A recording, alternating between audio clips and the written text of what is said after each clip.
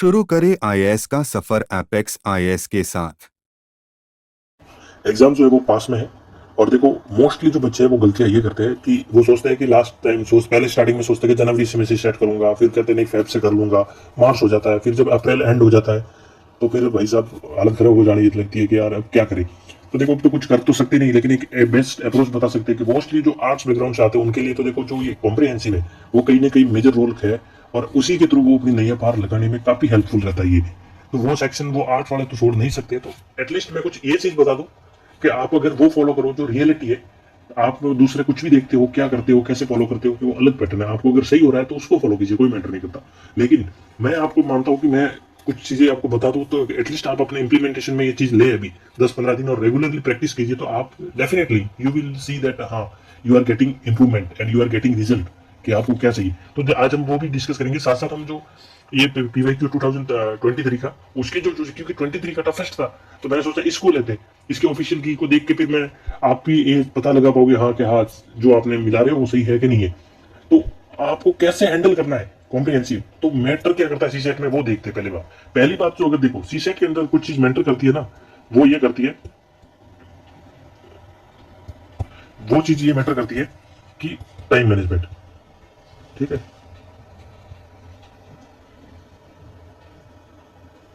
CSAT के अंदर most सी में वो टाइम मैनेजमेंट है।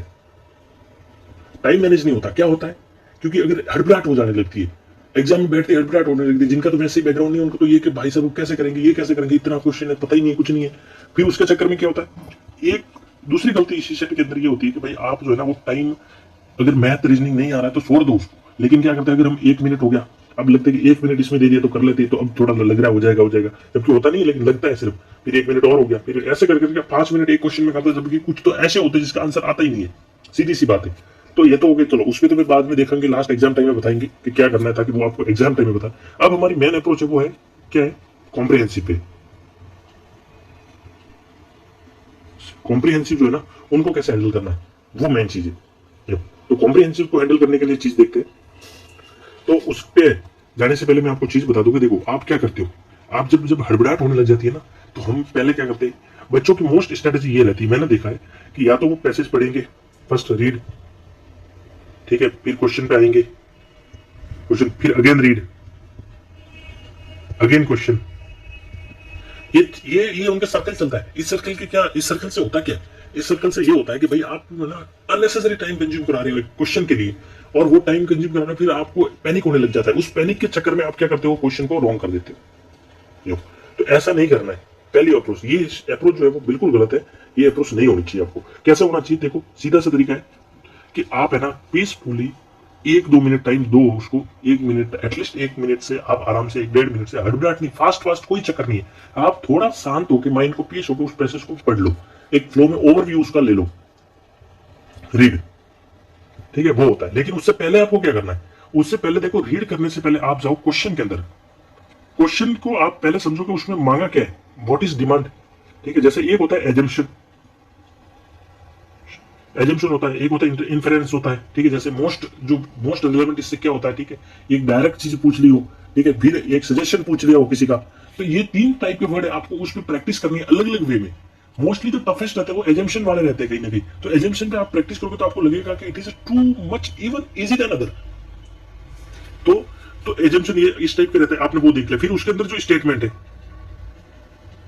तो एटलीस्ट आप हाफ मिनट 30 सेकंड जो है ना, आप इस चीज को देख लो एक बार।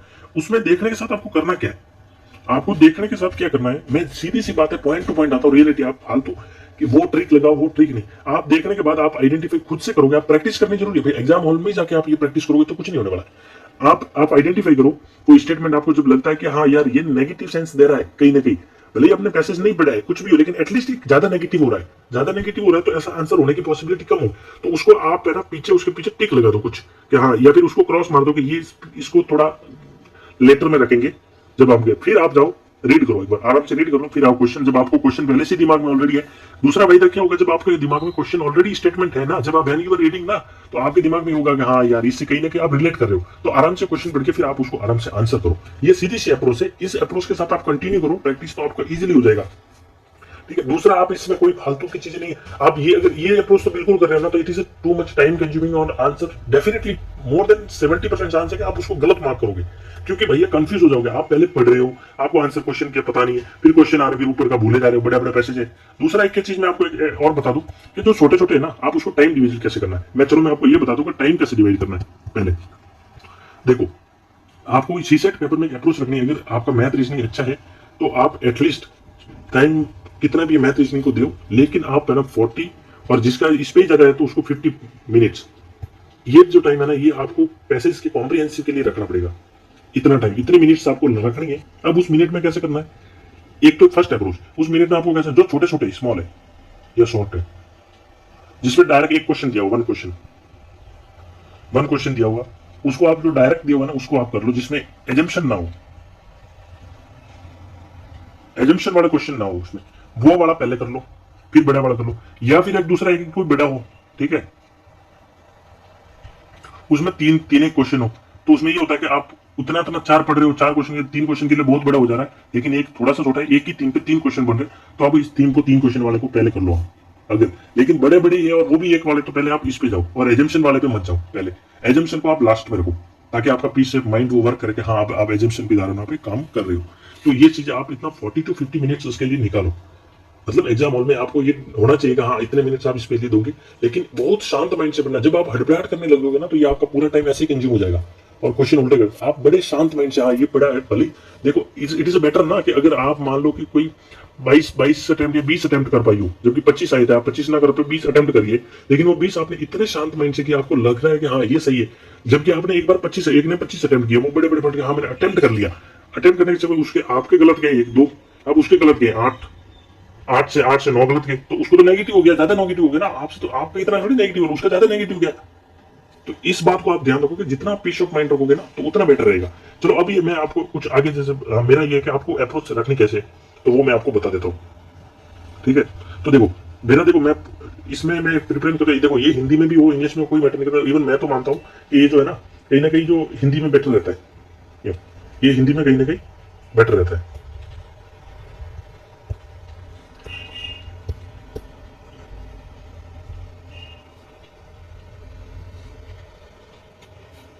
देखो अब इसमें देखो, आप एक बार ये कर लो कि इंग्लिश वाला जो है वो इंग्लिश में अटेम्प्ट करो। ये देखो ये है इंग्लिश में, ठीक है, इसमें लिखा गया है, मैं आपको एक बार पढ़ के सुना देता हूँ। पहले हमारा काम क्या होना चाहिए, पहले इसको पढ़ो कि ये मांग क्या रहा है। तो स्टेटमेंट बेस्ट रिफ्लेक्ट, ये पूछ रहा है ना, बेस्ट रिफ्लेक्ट, ठीक है, बेस्ट रिफ्लेक्ट पूछ रहा है, best reflect and most rational and practical and immediate action पूछ रहा है। Immediate actions required to ensure fair and, यानी कुछ ना कुछ बहुत इमीडिएट करना है हमें, रिफ्लेक्ट, और उसमें से बेस्ट क्या ऐसी चीज है जो इमीडिएट एक्शन हमें मिल सकता है इस ऑप्शन से, वो आपको फाइंड करना है। इससे आपको एक आइडिया लग गया कि हमें इस चीज का करना है। अब स्टेटमेंट पढ़ लो। अब स्टेटमेंट आपको क्या दिख रहा है, पहले स्टेटमेंट क्या है, पहला है कि national pragmatic and legal and policy framework for water allocation should be made. दूसरा, all river system of country should be linked and huge aquifers created. तीसरा क्या है, water channels between the regions of water supply and regions of water difficult should be created. अब मैं इसको हिंदी में पढ़ूंगा क्योंकि मैं इसमें हिंदी में प्रिपेयर करता हूँ, तो मुझे अच्छा लगता है हिंदी में। मतलब हिंदी में मेरा ये है कि फ्लो में मैं उसी को स्पीड में भी हो जाता है और चीजें काफी इजी लगती है। तो देखो अब इसमें मैं, आप उसको देखो एक बार, आप उसमें गौर, तो मैं पहले क्वेश्चन जा रहा हूँ। स्टेटमेंट पहले क्या बोल रहा है, जल के बंटवारे का एक राष्ट्रीय, व्यवहारिक और विधिक और नीतिपरक ढांचा बनाया जाना चाहिए, ये पूछ रहा है, ठीक है। दूसरा क्या पूछ रहा है, दूसरा ये पूछ रहा है देश के सभी नदी, ठीक है, सभी नदी तंत्रों को जोड़ा जाना चाहिए और विशाल जल भरों का निर्माण किया जाना चाहिए, ठीक है। अब यार देखो ना, ये स्टेटमेंट है कि सभी देश के नदियों को जोड़ा जाना चाहिए और निर्माण किया, ये तो स्टेटमेंट आप इस पे लगाओ कि यार ऐसा पॉसिबल नहीं हो सकता, इतना इमीडिएट एक्शन तो हो ही नहीं सकता ना। ये पूछ रहा है इमीडिएट एक्शन तो हो नहीं सकता। फिर जल का अधिकतर वाला क्षेत्र और जल की कमी वाले क्षेत्रों के बीच नहर बनाई जानी चाहिए, भाई ठीक है, ये आपको लगा ठीक है, लेकिन ये भी इमीडिएट पूछ रहा है ना वो, तो आप उसको चलो फिर भी छोड़ दो कि चलो बनाया जा सकता है। जल संकट को दूर करने के लिए कृषि और उद्योग जैसे क्षेत्रों को जल की मांग कम की जानी चाहिए। भाई देखो ये तो नेगेटिव हो गया, ऐसे मांग कैसे, जल को संकट को दूर करने के लिए कृषि, जब आप कृषि और उद्योग जैसे क्षेत्रों की जल की मांग जो है वो कम की जानी है, अगर उनकी मांग कैसे कम करोगे भाई, ये तो पॉसिबल नहीं। तो ये भी कहीं ना कहीं नेगेटिव दे रहा है, ये भी स्टेटमेंट इमीडिएट नहीं हो सकता। आंसर अब देखेंगे, लेकिन हम पहले पढ़ेंगे, ठीक है। दूसरा क्या, अब हम आराम से इसको ऐसे पढ़ेंगे, आप इंग्लिश वाला जो है इंग्लिश में पढ़िए। हम अक्सर भारत के विभिन्न राज्यों के बीच नदी जल को लेकर विवाद होने में चुनते रहते हैं। 20 प्रमुख नदी तंत्रों में थे। 14 पहले से ही जल तंगी है और 75% जनसंख्या जल तंगी वाले क्षेत्रों में रहती है। इतना हमें पता चल गया, जिसमें 1/3 लोग उन क्षेत्रों में रहते हैं जहाँ जल का अभाव है, यानी 1/3 जो है 75 में से इतना। जलवायु परिवर्तन जो है वो बढ़ती जनसंख्या की मांगे, कृषि द्वारा इसको पूरा करने की आवश्यकता और तथा तेजी से बढ़ रहे शहरीकरण, औद्योगिकरण जल की तंगी को और बढ़ाएंगे। मतलब ये बढ़ाएंगे कृषि की वजह से, और ये लेकिन बढ़ाएंगे कौन? जनसंख्या वृद्धि हो रही है तब तो बढ़ रहा है ना। यानी वो स्टेटमेंट जो है वो कम करना, वो तो कहीं ना कहीं उल्टा हो रहा है इसका। दूसरा, भारत के संविधान, क्योंकि आपके दिमाग में वो कोरिलेट कर रहा है, क्योंकि आपने स्टेटमेंट पढ़े। क्यों? आप इसकी प्रैक्टिस करना। भारत के संविधान के अनुसार राज्यों के बीच नदियों के विनियमन को छोड़कर जल राज्य का विषय है, ठीक है, केंद्र का नहीं है। इसके विभिन्न हितधारकों को आपस में जोड़ लेती है। मांगों के बीच संतुलन सुनिश्चित करने की कुंजी इस बात है कि द्रोणी यानी बेसिन पर आधारित रीति से घटक क्षेत्रों और राज्यों के बीच जल का बंटवारा किया जाए, ठीक है। इन्हें जल का उचित भाग देने के लिए उन सब वस्तुनिष्ठ मापदंडों का आधार पर आकलन किया जाना आवश्यक है कि नदी जो बेसिन की क्या विशिष्टताएं है, उस पर कितनी बड़ी जनसंख्या निर्भर है, जल का वर्तमान उपयोग क्या है और मांग कितनी है, ये पूरा आकलन करना पड़ेगा। कितना दक्षतापूर्ण उपयोग किया जा रहा है, भविष्य में कितना उपयोग करने की आवश्यकता होगी आदि, और साथ साथ नदी और जल पर पर्यावरणीय जरूरतों को भी सुनिश्चित करना आवश्यक है।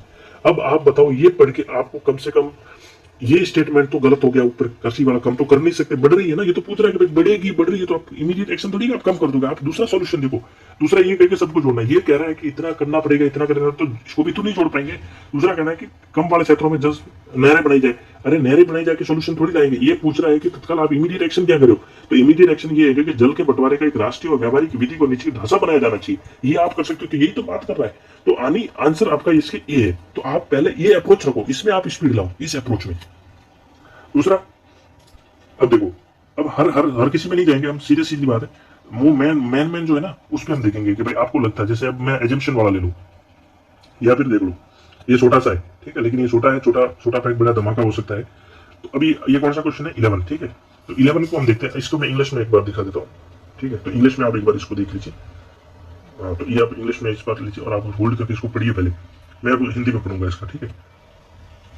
तो देखो, अब इसमें पहले हमें वो की अप्रोच लगनी है, ठीक है। निम्नलिखित कथनों में से कौन सा एक इस परिच्छेद के लेखक जो है ना, लेखक राइटर द्वारा व्यक्त निर्णायक संदेश को सर्वोत्तम रूप से प्रतिबिंबित करता है। यानी जो राइटर है, राइटर का जो मैसेज है ना, वो प्रॉपर वे में इसमें से कौन सा स्टेटमेंट बता रहा है, जो मैसेज दिया है राइटर ने।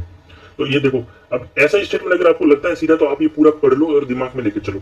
लेकिन फिर मैं कहूंगा, क्योंकि ऐसा मैं क्यों कह रहा हूँ कि देखो, ये अगर आप इनको सबको मिलाओगे ना, तो इतना सा छोटा है, ये सीधी बात है। और ये डायरेक्ट पूछ रहा है, कोई राइटर ने कुछ लिखा है उसके बारे में पूछ रहा है। तो इस पे ऐसे कोई स्टेटमेंट मैंने इसीलिए लेके आया हूँ कि अगर कोई ऐसा आ जाता है राइटर का और इतना छोटा है जिसके स्टेटमेंट और बड़े, तो आप स्टेटमेंट पे मत जाओ। फिर आप सीधा सा ध्यान में रखो सामने उसको और इसको पढ़ो। ये पढ़ लो, फिर उसके बाद ऊपर जाओ। इसमें ये लिखा है, जो उत्सर्जन मनुष्य वर्तमान समय में वायुमंडल में डालते हैं, वे जलवायु को इस सदी के मध्य में और उसके आगे प्रभावित करेंगे। सीधी सी बात बोल रहा है। इसी बीच प्रौद्योगिकी परिवर्तन द्वारा भविष्य में जीवाश्म ईंधन से अलग विकल्प सस्ता हो सकता है। क्या बोल रहा है कि प्रौद्योगिकी जो परिवर्तन हो रहा है ना, द्वारा भविष्य में जो जीवाश्म ईंधन से जो अलग विकल्प सस्ता हो सकता है, या शायद न हो। जिससे दुनिया के पास ये भयावह विकल्प रहेगा कि या तो भारी लागत पर तेल उत्सर्जन को कम किया जाए, या जो कि तीव्र मापन दुष्प्रभाव से पीड़ित रहे। जो व्यवसाय अनिश्चित परिणामों के खतरों से बचाव नहीं करते, वे विफल हो जाते और विश्व जलवायु परिवर्तन के बारे में ऐसी लापरवाही बर्दाश्त नहीं कर सकते, ठीक है। क्योंकि विश्व जलवायु परिवर्तन के बारे में ऐसी लापरवाही नहीं करना। यानी ये क्या चिंतित दे रहा है? ये कहीं ना कहीं इन्वायरमेंट पॉल्यूशन से रिलेटेड दे रहा है। हम जो एंथ्रोपोजेनिक पॉल्यूशन, हम जो पर्यावरण प्रदूषण कर रहे हैं ना, उससे रिलेटेड दे रहा है कि भाई हमारा फिर कितना क्लाइमेट इफेक्ट क्या होगा ह्यूमन के ऊपर, उसके बारे में बता रहा है, ठीक है। तो उस पर हमें क्या जाना है, अब हम जाएंगे स्टेटमेंट में। पहला स्टेटमेंट क्या कह रहा है? जो व्यवसाय उत्सर्जन करते हैं, जरूरत है कि या तो वो बंद हो जाए या भविष्य में दुष्प्रभाव कीमतें चुकाए। तो उत्सर्जन करते बंद हो जाए, या तो बंद हो जाए या भविष्य में दुष्प्रभाव की कीमत चुकाए। ऐसा स्टेटमेंट इसने बताया अंदर। चलो, इसने इतना डायरेक्टली कुछ कहा नहीं। एकमात्र हल इसमें पूछ रहा है, एकमात्र हल ये है कि जलवायु परिवर्तन के मुद्दों को संबंधित प्रौद्योगिकी विकास हो। एकमात्र हल थोड़ी हो सकता है। प्रौद्योगिकी विकास से सब हो जाएगा, तो अवेयरनेस वगैरह बहुत चीजें। तो इस स्टेटमेंट को तो आपने काट लिया। दूसरा, जब एक प्रौद्योगिकी पर सुधार न आए, तब तक कार्बन उत्सर्जन जैसे निपटने की प्रतीक्षा करते रहना बुद्धिमत्तापूर्ण रणनीति नहीं है। अगर ये होता, इसको एक छोड़ रहे हैं कि सही बात बोल रहे हैं ना, कि जब तक प्रौद्योगिकी सुधार ना हो जाए, तब तक ऐसा थोड़ी है कि हम कि भाई हाँ उत्सर्जन हो रहा है, जो मतलब इमिशन हो रहा है, उसको हम वेट करते रहेंगे कि हाँ इमिशन होने देंगे। तब तक जब होगा तब देखा जाएगा। जब हमारे पास टेक्नोलॉजी आएगी तब हम उसको निपट लेंगे। तो वेट तो नहीं कर सकते। यानी ये पॉजिटिव सेंस दे रहा है। चूंकि भविष्य चूंकि भविष्य का प्रौद्योगिकी परिवर्तन अनिश्चित है, नए उद्योगों को नवीकरण ऊर्जा स्रोतों पर आधारित किया जाना चाहिए। अनिश्चित है, ये तो स्टेटमेंट बता ही नहीं रहा ना, इसमें मैसेज थोड़ी जा रहा है ये चीज का। ये मैसेज ये दे रहा है कि हमें क्या करना चाहिए, यानी ये नहीं दे रहा है। और ये क्या कह रहा है, अब ए और सी में देखो, ये कह रहा है व्यवसायी उत्सर्जन करते हैं, जरूरत है कि यहाँ तो बंद हो जाए और दूसरी बाजार केंद्र चुकाए। ये भी तो मैसेज नहीं दे रहा है, ये और डी तो कम से कम सिमिलर होंगे। यानी ये मैसेज दे रहा है कि हम जब तक हमारे पास टेक्नोलॉजी, हम चुप नहीं बैठ सकते, हमें कुछ दूसरे भी स्टेप लेने पड़ेंगे। ये मैसेज दे रहा है, तो आंसर इसका हो गया सी। ठीक है, तो आप ऐसे करो। अब हम एक क्वेश्चन देखेंगे एजम्पशन वाला, कि एजम्पशन वाला आपको कैसे हैंडल करना है। ये देखो, ये हो गया एजम्पशन वाला 31। देखो इसमें लिखा हुआ है पूर्व धारणा, ये ना एजम्पशन के लिए। इसी में 32 का क्वेश्चन है, परिस्थिति में मर्म के सर्वोत्तम, यानी व्हाट इज, मतलब इसमें सबसे बेस्ट क्या है, मर्म जो है वो क्या है, कौन सा है। इसमें इंग्लिश में आप देख लो, ये देखो ये 2 क्वेश्चन है। ठीक है, the based on the passage following assumption have been made. दूसरा ये पूछा which of the following statement best reflect the crux of the message. ये पूछा, आप इसको इंग्लिश में पढ़ो, मैं हिंदी में पढ़ के अभी आपको देखो। अब हमारा एजम्पशन में पूछा है, तो पहले हम पूछो नगरीय नगरीय ने सिटी, नगरीय अपशिष्ट का संग्रहण, प्रसंस्करण और पृथक्करण सरकारी एजेंसियों के पास होना चाहिए। ये पूछ रहा है कि उनके पास अपशिष्ट और प्रसंस्करण या पृथक्करण सरकारी एजेंसियों के पास होना चाहिए। दूसरा पूछता है संसाधन पुनर्प्राप्ति और पुनर्चक्रण को प्रौद्योगिक आगतों की अपेक्षा होती है, निजी जिनमें निजी क्षेत्रों और उद्यम सर्वोत्तम रूप से प्रतिबंध कर सकते हैं। ये मैसेज पूछ रहा है। अब आप इसको देख लिया, अब इसमें भी देख लो, एक बार थोड़ा लगा लो। नगरीय ठोस अपशिष्ट से ऊर्जा का जनन महंगा नहीं है। दूसरा पूछा जैव मैथेन, नगरीय ठोस अपशिष्ट से ऊर्जा के जनन का सर्वाधिक आदर्श तरीका है।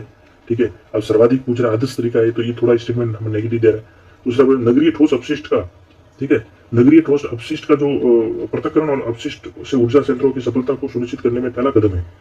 ठीक है, अब ये कहीं ना कहीं मैसेज में बात कर रहा है, नहीं कर रहा, हमें नहीं पता, लेकिन हमें ये दिमाग में आ गया। भारत में नगरीय ठोस अपशिष्ट का जैव निम्नीकरण एक घटक अपशिष्ट से ऊर्जा प्रभावी रूप से उपलब्ध कराने के लिए पर्याप्त नहीं है। ऐसा थोड़ी है, ये तो स्टेटमेंट पहले तो इसको तो आप कैसे काट भी लो, लेकिन इसको नेगेटिव मानो। अब इन पढ़ते, इसमें क्या पूछ रहा है, भारत में नगरीय अपशिष्ट का स्रोत पर पृथक्करण दुर्लभ है। ठीक है, दुर्लभ पूछ रहा है, नहीं है, नहीं दुर्लभ है। पुनर्चक्रण अधिकांशतः अनौपचारिक क्षेत्र के पास है, यानी प्राइवेट सेक्टर के पास है। नगर पालिका बजट का 3/4 यानी 3/4 से अधिक अंश संग्रहण और परिवहन में चला जाता है। तो संग्रहण करना, जो कलेक्ट करना होता है, ठीक है, फिर ट्रांसपोर्ट में चला जाता है 3/4, जिससे परिष्करण समाधान पुनर्प्राप्ति निपटने के लिए अत्यंत कम अंश बचा, यानी फिर पैसा ही नहीं बचता कि उसको आप सॉल्यूशन पे ले जाओ, सॉल्यूशन करो। ठीक है, फिर सबसे इन सब में अपशिष्ट से ऊर्जा का उपयुक्त जगह पाती है। मतलब कहते हैं जब बजट ही नहीं बचता तो आप अपशिष्ट ऊर्जा बढ़ाओगे कैसे, मतलब कैसे बढ़ाओगे। आदर्श रूप से ये श्रृंखला में पृथक्करण और संग्रहण और पुनर्चक्रण के पश्चात और भराव क्षेत्र में जाने से पहले उपयुक्त जगह पाती है। अपशिष्ट को ऊर्जा में बदलने की कौन सी प्रौद्योगिकी सर्वाधिक उपयुक्त होगी, ये इस पर निर्भर है कि अपशिष्ट में क्या है। मतलब अपशिष्ट कुछ टाइप का है, उससे ऊर्जा क्या बनेगी, वो तो टेक्नोलॉजी, तो उस पहले अपशिष्ट क्या है उससे पता चलेगा ना। यानी मतलब डिग्रेडेबल है या नहीं है, वो तो पहले उससे भी निर्भर करता है। उसका कैलोरी क्या है। भारत में नगरीय शोष्ठ अपशिष्ट, ये दूसरा आप एक भी कर सकते हो कि लास्ट के जो है ना उनको थोड़ा अच्छे से पढ़ो, लास्ट के और स्टार्टिंग के। भारत के नगरीय शोष्ठ अपशिष्ट का जैव निम्नीकरण घटक 50% से किंचित मात्र ज्यादा है। मतलब सिर्फ जो कहते हैं ना, भारत का ठोस अपशिष्ट का जो जैव निम्नीकरण डिग्रेडेबल है ना, वो सिर्फ 50% से थोड़ा ही ज्यादा है, जबकि बहुत ज्यादा होना है। और जैव मैथेन, बायोमेथेन जो है ना, बायोमेथेनेशन, उसके प्रसंस्करण के लिए एक बड़ा जाल मिल सकता है, बड़ा हल मिल सकता है, नहीं इससे मिल सकता है, ये कहीं ना कहीं बात कहता है। ठीक है, दूसरा, अब इसमें पूर्व धारणा क्या है वो बताओ, अभी इनका एजम्पशन क्या, मतलब आप क्या एजम्पशन लगा सकते हो इससे आप। ठीक है, तो इससे आप जाने की बात करें तो इसमें हम देखो, नगरीय अपशिष्ट या संग्रहण या प्रसंस्करण और पृथक्करण सरकारी एजेंसियों के पास होना चाहिए, ऐसी बात इसमें कही गई है। ये फिर आप उसको जब सॉल्यूशन पूछ रहा है तो आप सॉल्यूशन, ये थोड़ी सॉल्यूशन हो गया, ये कोई सॉल्यूशन नहीं हो गया, तो पहला तो गलत है, यानी या तो बी होगा डी। दूसरा, संसाधन पुनर्प्राप्ति और पुनर्संस्करण को प्रौद्योगिक आगतों की अपेक्षा होती है, इन्हें निजी क्षेत्रों के उद्यम सर्वोत्तम रूप से प्रतिबंध कर सकते हैं। ऐसा कुछ नहीं है कि पैसे दे निजी क्षेत्रों के पास तो है, तो ये भी स्टेटमेंट कहीं ना कहीं गलत है, यानी इसका आंसर ये दोनों नहीं है, ये रॉन्ग बता रहा है। अब देखो 32 का क्या कर रहा है। ठीक है, 32 को देखते हैं, जिसमें हमने पढ़ा है कि भाई क्या क्या है, ठोस अपशिष्ट है कि नहीं। अब नगरीय ठोस अपशिष्ट से ऊर्जा का जनन महंगा नहीं है, भाई महंगा तो है ही है, ये तो स्टेटमेंट वैसे ही नहीं गलत हो गया। ठीक है, जैव मैथेन नगरीय ठोस अपशिष्ट से ऊर्जा के जनन का सर्वाधिक आदर्श तरीका है। सर्वाधिक आदर्श मतलब एक, ठीक है, एक बड़ा विकल्प है, हमने माना, लेकिन ये सर्वाधिक आदर्श है नहीं। उससे पहले मैसेज हमें, मतलब वो है ना, इस पैसेज का प्रॉपर मतलब क्या कहना चाहिए, उस पर जाना चाहिए। ठीक है, डी को तो काम पहले हम डी को देखें। भारत के नगरीय शोष अपशिष्ट का जैव निम्नीकरण घटक अपशिष्ट से ऊर्जा प्रभावी रूप से उपलब्ध कराने पर्याप्त नहीं है। वो ये भी तो कहीं ना कहीं उस मैसेज थोड़ी तरह जो करना है वो तो दे रही नहीं, तो ये तो गलत हो गया।